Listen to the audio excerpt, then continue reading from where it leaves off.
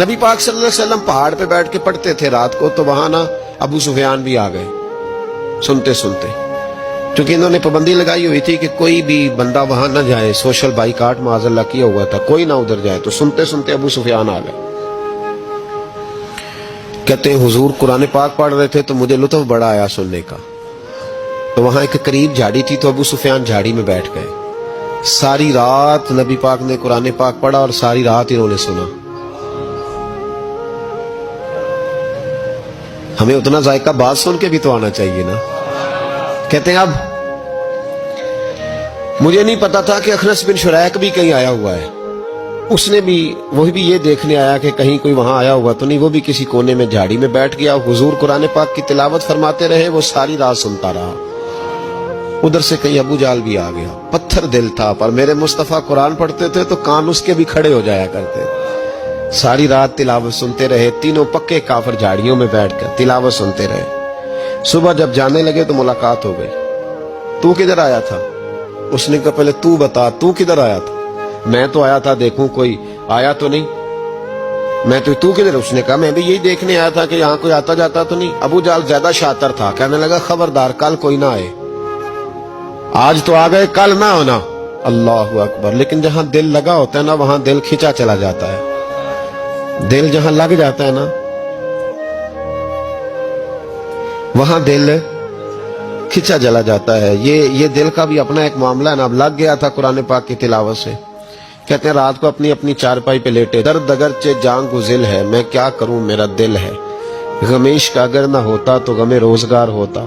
اور وہ مزہ آتش نے کہا تھا، وہ مزہ دیا ہے تڑپ نے کہ میری آرزو ہے یا رب، میرے دونوں پہلوؤں میں دل بے قرار ہوتا۔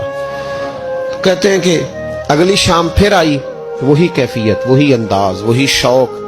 چارپائی پہ لیٹے پر کانوں میں وہ آواز رس گھولے، لیٹا نہ گیا، اٹھے پہنچے، لیکن آج جگہ بدل کے بیٹھ گئے تینوں۔ صبح ساری رات سنتے رہے محبوب کی تلاوت، صبح اٹھے تو پھر چوک میں ملاقات ہو گئی۔ تو کدھر آیا تھا؟ تو کدھر؟ ابھی بات ہونے۔ ابو جال ذرا زیادہ شاطر تھا، کہنے لگا میں تو تم دونوں کا خیال کرنے آیا تھا، کہیں تم دونوں تو نہیں آئے، یہ دیکھنے کے لیے آیا تھا۔ اللہ اکبر۔ 3 دن مسلسل آتے رہے اور میرے مصطفیٰ کریم کا ساری رات قرآن پاک سنتے رہے۔ اب اخنس بن شریک کہتے ہیں کہ میں پورا قریب آ گیا، میرا دل کہتا تھا کہ یہ سچے ہیں۔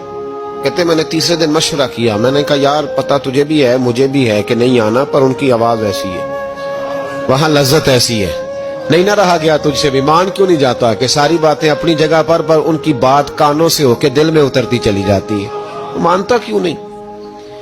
اخنس بن شریک کہتے میں پورا قریب آ گیا، پر ابو جال نے مجھے پھر گمراہ کیا۔ کہنے لگا یار یہیں رہے ہیں، بچپن بھی یہیں گزارا ہے، معاذ اللہ 2 ہاتھ ہیں 2 آنکھیں ہیں، سارا کچھ وہی ہے، کان پٹیاں سفید ہوئی ہیں، تو کہتے میں اللہ کا نبی ہوں معاذ اللہ۔ اس نے وسوسہ اندوزی کی، تو کہتے میں پھر بیک ہو گیا۔ آپ کیوں نہیں اس شخص کو جانتے جو وسوسہ اندوزی کرتا ہے؟ آپ اس جگہ کیسے چلے گئے جہاں وسوسہ اندوزی ہوتی ہے؟ یاد رکھیں اس جگہ جائیں جہاں جانے سے دل صاف ہوتا ہے، جہاں جانے سے دل کا زنگ اترتا ہے، آپ کے وسوسے دور ہوں گے۔ وہاں جائیں جہاں ایمان کی، یقین کی، تیقن کی دولت بڑھتی ہے۔ کیوں وہاں جاتے ہو جو بیک کر دیتا ہے؟